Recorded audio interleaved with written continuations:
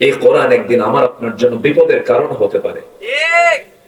কি বিপদ হতে বলবেন? যদি আপনি এটা কি বললেন, যদি আমি কোরআনকে না মানি, এই কোরআন আমাকে জাহান্নামের দিকে নিয়ে যাবে। কোরআনকে যদি না বুঝি, আমাকে জাহান্নামের দিকে নিয়ে যাবে।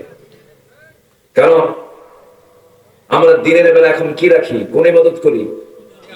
সিয়াম।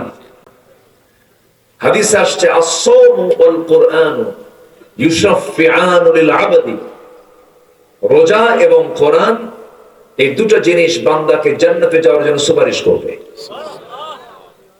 তাহলে আমি কোরআনটা জানলামই না, বুঝলামই না, পড়লামই না, আমি সুপারিশ পাবো কেমনে? কেমনে আমি সুপারিশ পাবো? আমি প্রায় একটা কথা বলি, বুড়ো চাচার বয়স 70 বছর, সারা জীবন বিভিন্ন শেখা শিখেছেন, বিভিন্ন জায়গায় বিভিন্ন কাজ করেছেন, কোরআনটা শিখতে পারলেন না। এরকম বুড়ো চাচা আমার দেশে নাই তো? আসতে বলবেন না, আছে না? নাই। 70 বছর পার হয়ে গেছে, কোরআন শিখতে পারলেন না উনি। কিন্তু বুড়ো চাচাকে যখন বলি, বুড়ো চাচা এত বয়স হয়ে গেল, কোরআনটা শিখে নেন। বুড়ো চাচা বলে, বাবা মুখে আসে না, পারি না, হয় না, মুখে আসে না।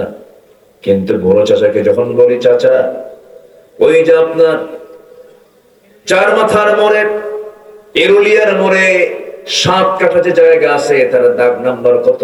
93। দাগ নাম্বার 59 মুখস্থ আছে। আবার জসকোটের বারান্দায় সপ্তাহে 2 দিন ফাইল নিয়ে শুধু দৌড়াদৌড়ি করে। চাচা এই বুড়ো বয়সে আপনি ফাইল নিয়ে দৌড়াদৌড়ি করেন, কোর্টের বারান্দায় নড়াচড়া করেন, আপনার কষ্ট হয় নাকি? বাবা আমি তো আসতে চাই না, কিন্তু মামলা আছে। কিসের মামলা? 6 বিঘা পুকুর নিয়ে একটা মামলা আছে, তো সামনে রায় হবে। উকিল তো বোঝে না, উকিলকে একটু বুদ্ধি দিয়ে যায়। উকিলকে বুদ্ধি দেওয়ার জ্ঞানটাও আছে। আবার দাগ নম্বরটা কাগজ না দেখি মুখস্থ টন্টনা, এটাও ঠিক আছে। কিন্তু যখন বলা হয় চাচা কোরআনটা পড়েন, বাবা মুখই আসে না। বলেন তো সমস্যা কি? বলেন তো বুড়ো চাচার সমস্যাটা কি? আসলে কি মুখে আসে না, না চেষ্টা নাই? কি নাই বলেন, কি নাই? সামান্য দুনিয়ার 60-70 বছরের জিন্দেগির এই জমির দাগ নাম্বার যদি টনটনা মুখস্থ থাকে, সর্বনিম্ন যে জান্নাত আল্লাহ তাআলা দিবেন, সেই জান্নাতের এরিয়া হবে 10টা পৃথিবীর মতো একটা জান্নাত। জান্নাত মনে ছোট হয়ে গেছে? 10টা পৃথিবী সর্বনিম্ন জান্নাত। সেই জান্নাতকে সবাই আমরা পেতে রাজি আছি? এটা কি এমনি এমনি পাবো? এমনি এমনি আসবে? পুঁজি দরকার। সেই জান্নাত পাওয়ার 1 নম্বর পুঁজি হলো কয় ওয়াক্ত নামাজ। আসতে বলবেন না, কয় ওয়াক্ত নামাজ? আমার দেশে নামাজই বেশি না ইমানদার বেশি? ভালো করে বলুন, আমার দেশে নামাজই বেশি না ইমানদার বেশি? ইমানদার বেশি। ইমানদার বেশি না, কিন্তু নামাজই নেই। প্রশ্ন কিন্তু খুব ক্রিটিক্যাল করলাম। সবাই বলবেন আমার দেশে নামাজই বেশি না ইমানদার বেশি? তাহলে বেনামাজি আবার ইমানদার, চিন্তা করে না।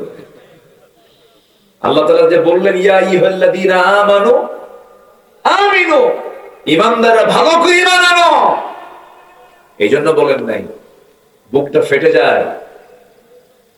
18 কোটি তৌহিদি জনতার এই বাংলাদেশ, যেখানে হাফ কিলোমিটার যাওয়া লাগে না, 1/4 কিলো পার হলে একটা করে মসজিদ বের হয়ে যায়। 4.5 লক্ষ মসজিদ যে দেশে, 18 কোটি মুসলমানের দেশ বাংলাদেশ, অথচ মাত্র 5 থেকে 6% মুসলমান নামাজ পড়ে। কিন্তু যদি আপনি তাকে বেঈমান বলেন, খবর আছে। কি আমি কি ভুল বলতেছি? তাহলে আমার দেশে নামাজি বেশি না ইমানদার বেশি? ইমানদার বেশি, কিন্তু নামাজ পড়ে না। তাহলে ইমানদারের বৈশিষ্ট্য তো নামাজ না পড়া, নাকি? ইমানদারের বৈশিষ্ট্য কি নামাজ না পড়া না নামাজ পড়া? আল ফারকু বাইনাল মুমিন ওয়াল কাফির তারকুস সালাত। মুমিন এবং কাফেরের মধ্যে পার্থক্য সৃষ্টি করে দেয় হলো নামাজ। মানে বান্দার সে কাফের না ইমানদার এটা চিহ্নিত করবে হলো নামাজ।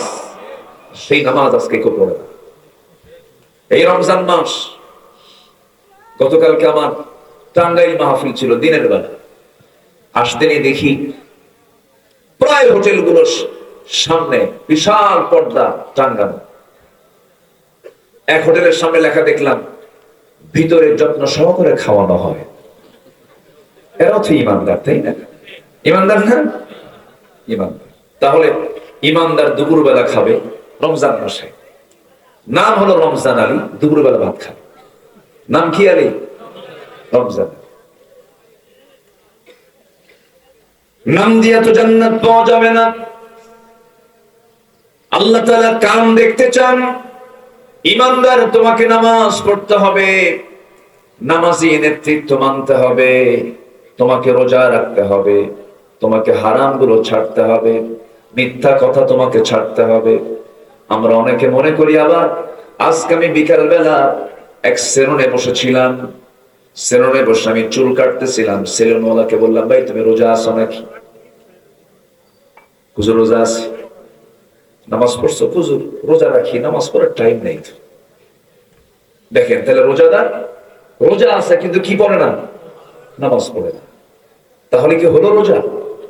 বলেন বলেন বলেন, প্রকৃত রোজাদার কি এমন হতে পারে? যেমন একটা মানুষের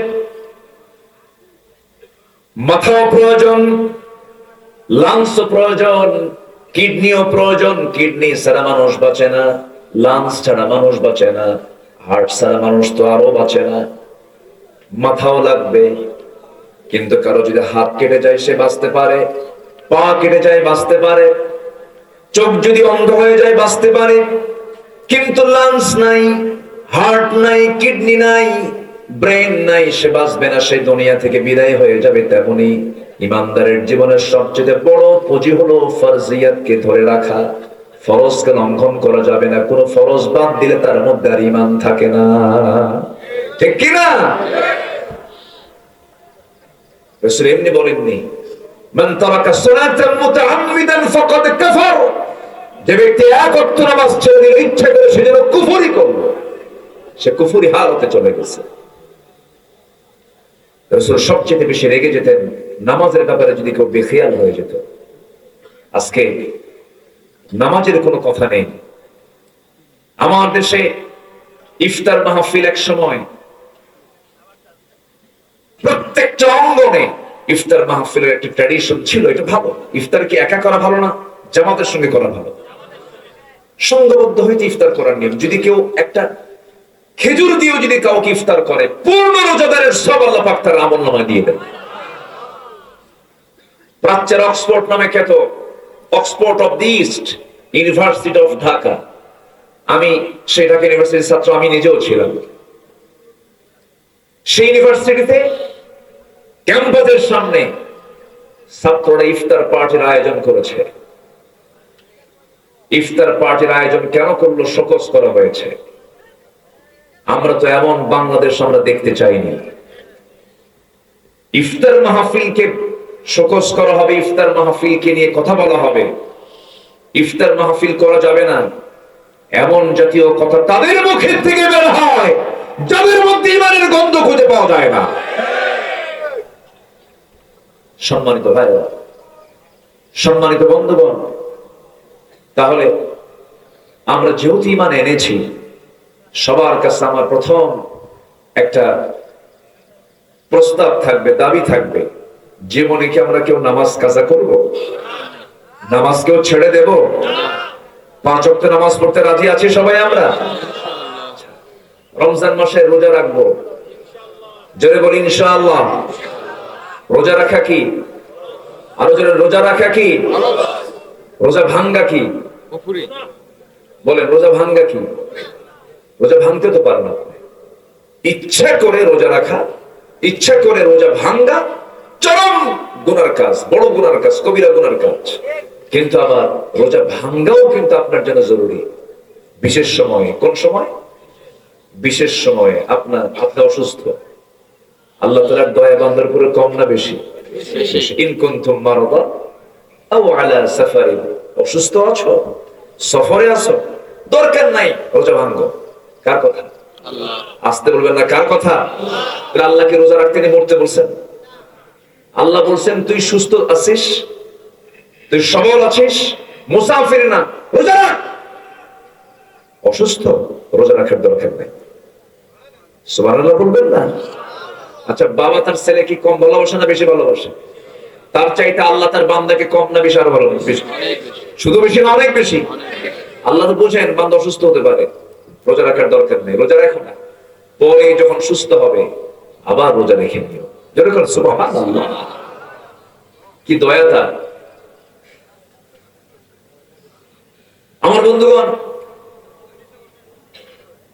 রোজা ভাঙ্গা যাবে না। এক সাহাবী রোজা অবস্থায় দিনের বেলা স্ত্রী সহবাস করেছেন।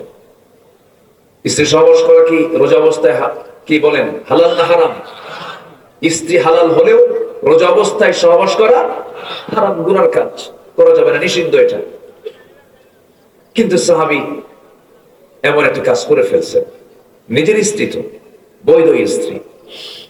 আমার ওয়াজ শুনতে মনে আপনাদের কষ্ট হচ্ছে মনে হয়। তো সহবাস করার সঙ্গে সঙ্গে তিনি আবার তওবা করে ফেলেছেন, চোখের পানি ফেলে কাঁদছেন। নবীর কাছে গিয়ে আস্তে আস্তে করে জড়সড় হয়ে বসে বলতেছে, হুজুর কাম তো সারছি আমি, কি করছো? হুজুর আমি তো রোজা অবস্থায় দিনের বেলা আমি স্ত্রী সহবাস করে ফেলছি। রাসূল বললেন, তাহলে 60টা রোজা রাখো। তাহলে কাফারা, এক রোজার বিপরীতে তাকে কয়টা রোজা রাখতে হবে? তাও একটা বাদ দিলে হবে না, মাঝখানে একটা বাদ দিলে আবার সেখান থেকে নতুন করে করতে হবে। এক টানা এক রোজার জন্য কাফারা হলো কয়টা রোজা? 60টা। সাহাবী বলে, হুজুর আপনি আমার বডির দিকে তাকায় দেখেন তো, আমি পারবো? আমার রাসূল মুস্কি হাসি মারলেন। সুবহানাল্লাহ। হুজুর আমার পক্ষে সম্ভব নয়।